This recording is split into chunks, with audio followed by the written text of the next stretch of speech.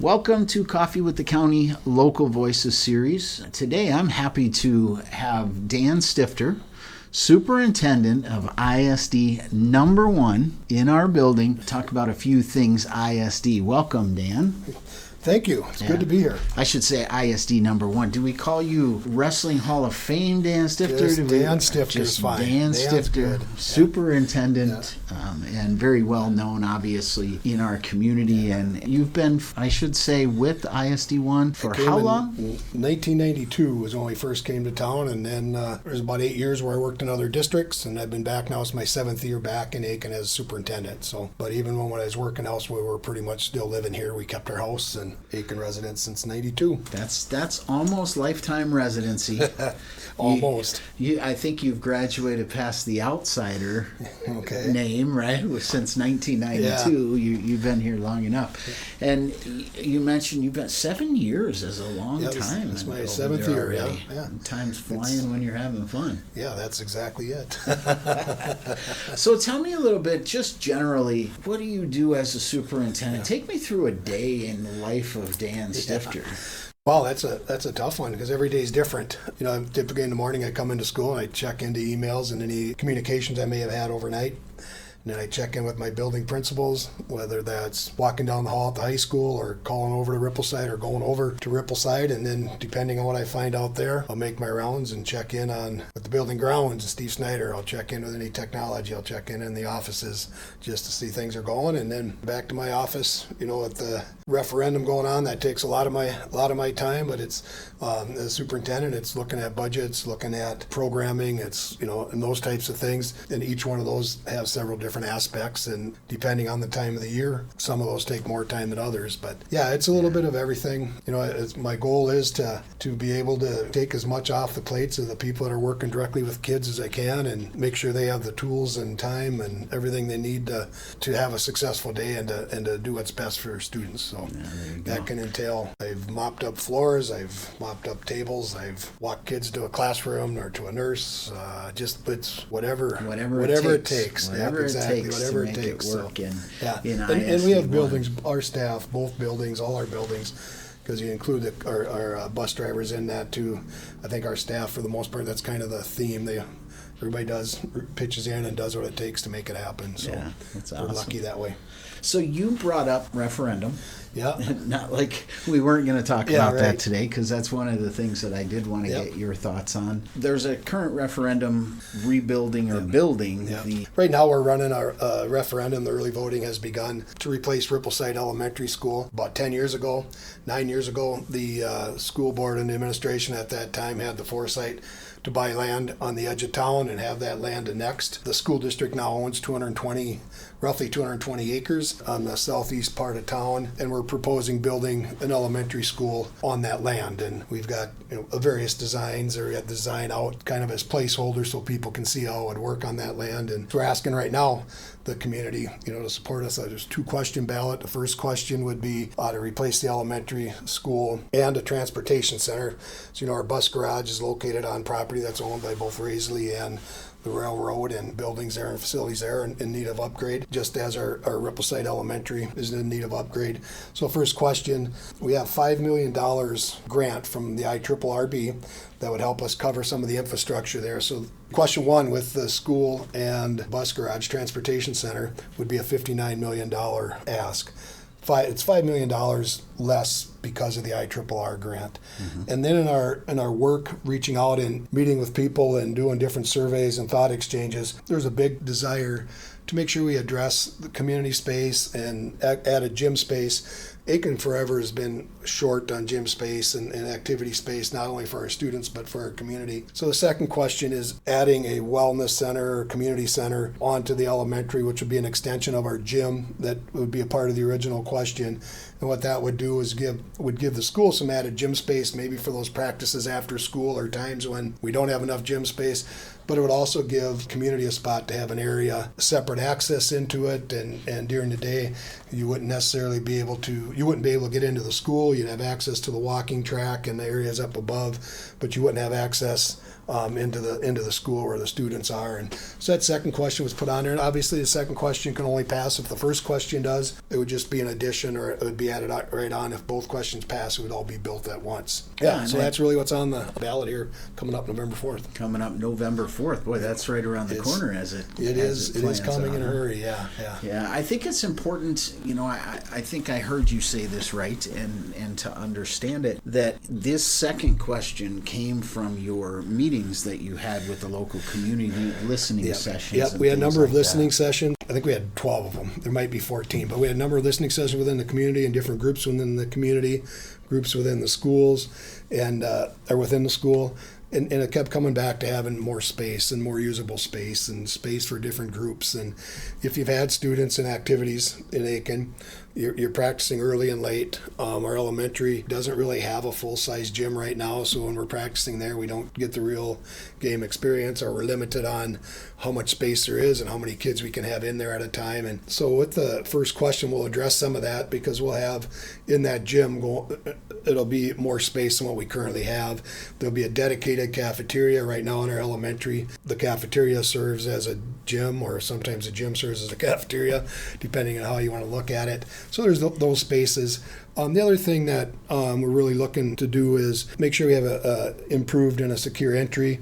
Rippleside right now, and once you're buzzed into the building, you can go right in. We're looking to have a more modern, or more this century entry, where you'd be, once you're buzzed in, you go into the office. You don't have direct access into the building. You would sign in and check in there. Other safety things we look at is our bus pickup and drop off in the morning and pick up in the afternoon.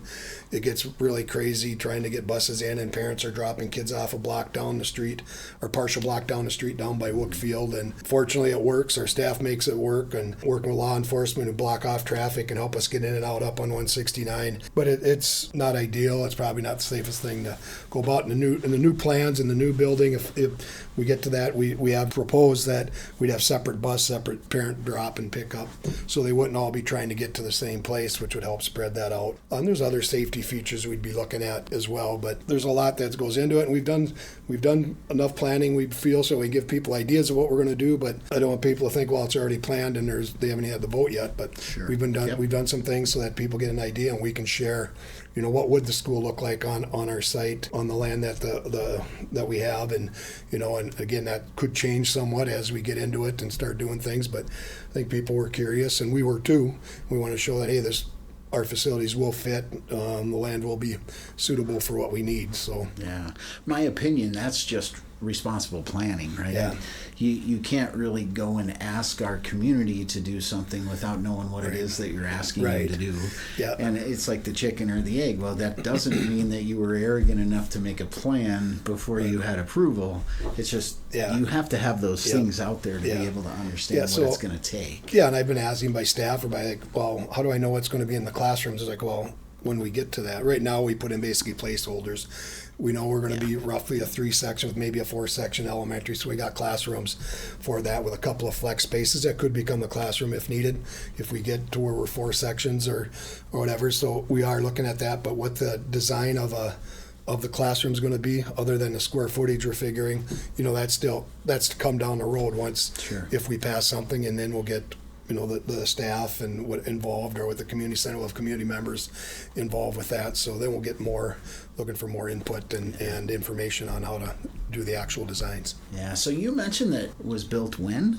Well, it's about 70, parts of it are just over 70 years old, and then there's been added on to and rearranged and remodeled over time. So we do a part of it's about 75 years ago, about 75 years old. There's other parts that are about 50 years old. So a major part of the building is just over 50 years old. When we look at the school facilities in Aitkin with 8 or 9 area schools, we have the oldest buildings, the oldest facilities in the area. This will, if the elementary is replaced, that would bring us down in that, but we'd still, we'd be middle of the pack, as far as age of buildings go. Yeah, so you're not, and again, kudos to you and all the planning that you're not looking for any Taj Mahal kind of things, right? No. It's a do what you can with what you have concept. And we want to, be careful there. We're not just going to 2x4s and nails. We are going to build a good solid structure. We're going to build facility that we feel that'll meet the needs of modern day education. But yeah, we're not going to the Taj Mahal. We're not looking at every bell and whistle available. Yeah. Just because we know it's every time you do that, the cost goes up, and we want to be respectful of the financial ability of our community and address that. So yeah, and I think you hit on that really important what you just said on we want to make sure that we have the modern times school availability for our kids, for our future.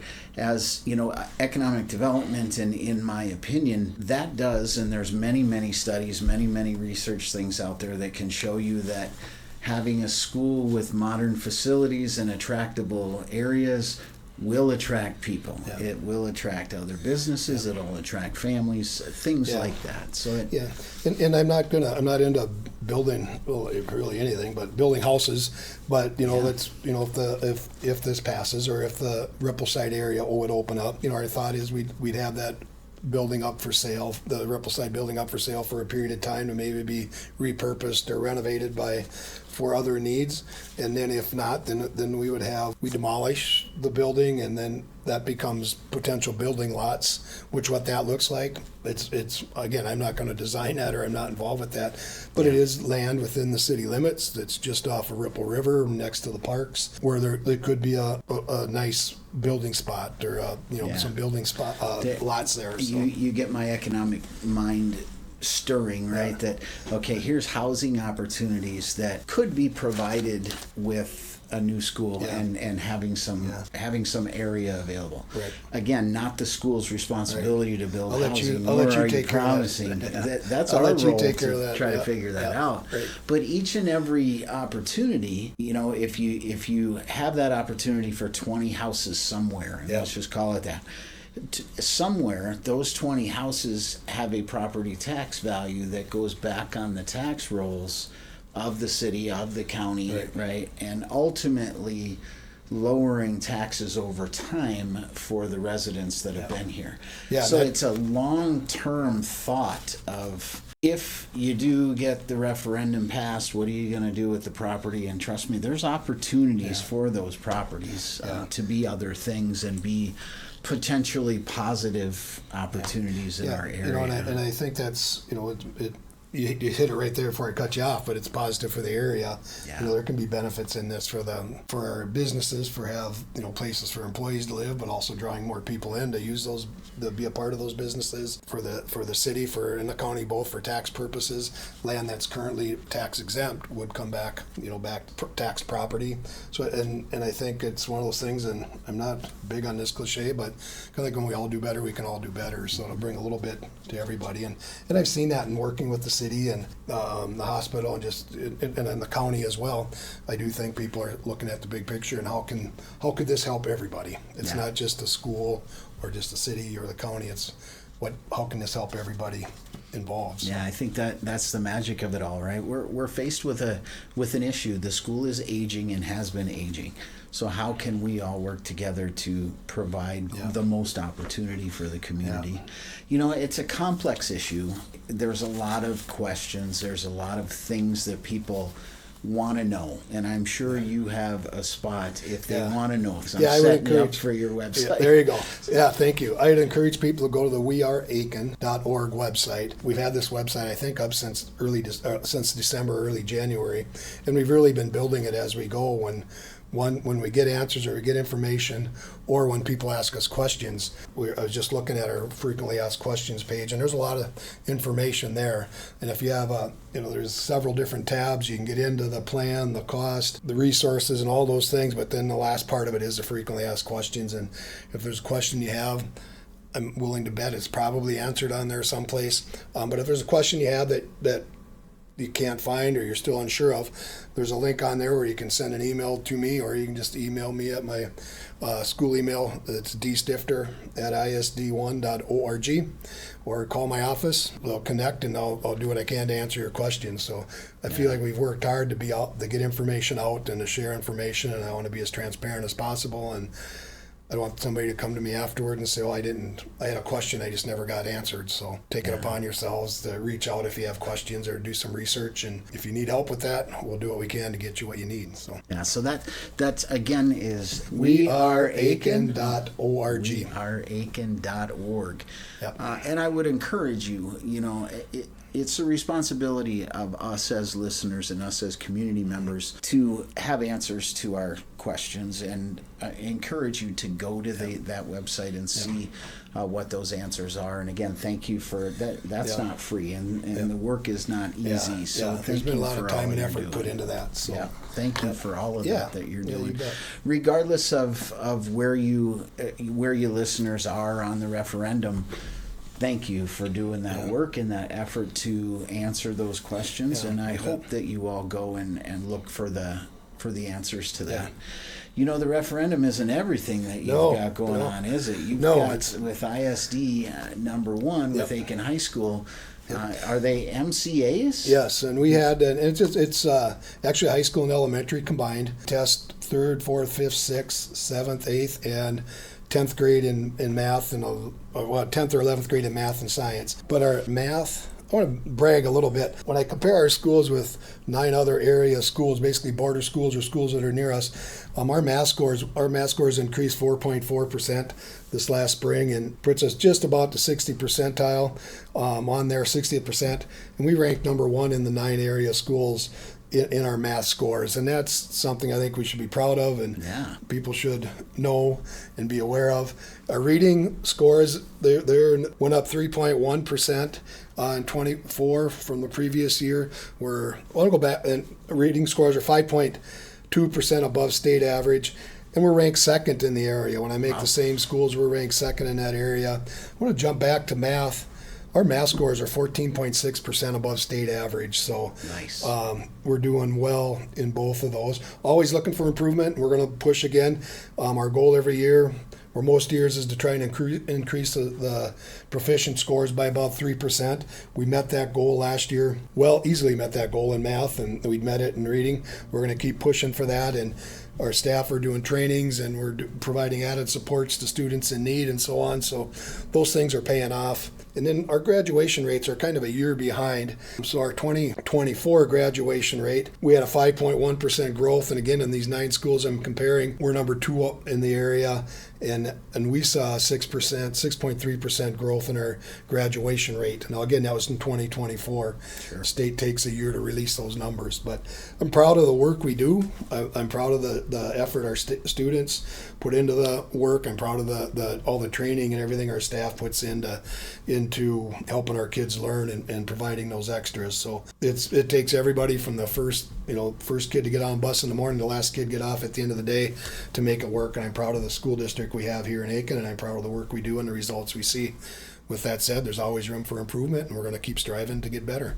Yeah, that sounds great, and thanks for sharing those MCA scores. Yeah. I think it's important through all of this conversation that we're having that it is about the kids, and the kids are doing well, and it's good education that's going on in ISD number 1, and ISD number 1 for a reason. You're like at the top of every one of those, or just about at the top. It's. I'm proud of the work that we've done and what they've done. Yeah. Good work from good leadership too. Give yourself some credit for that. You've been through a lot, and you continue to put the kids at the forefront and as the most important that's why we're priority. In it, right? So all right. Yeah, thank you for that. And again, one of the reasons why we do the podcast series is to give better outreach from a county perspective. And also the creation of the local leaders. Have folks like you come in who, I don't know if anyone out there realizes that, the school district is not the only thing that you're participating in. You're a community leader across the board. You come to the chamber and the economic development committee member of all of that. So it's all those extra things that you're doing. Well, I think it's important for us to work together as a community.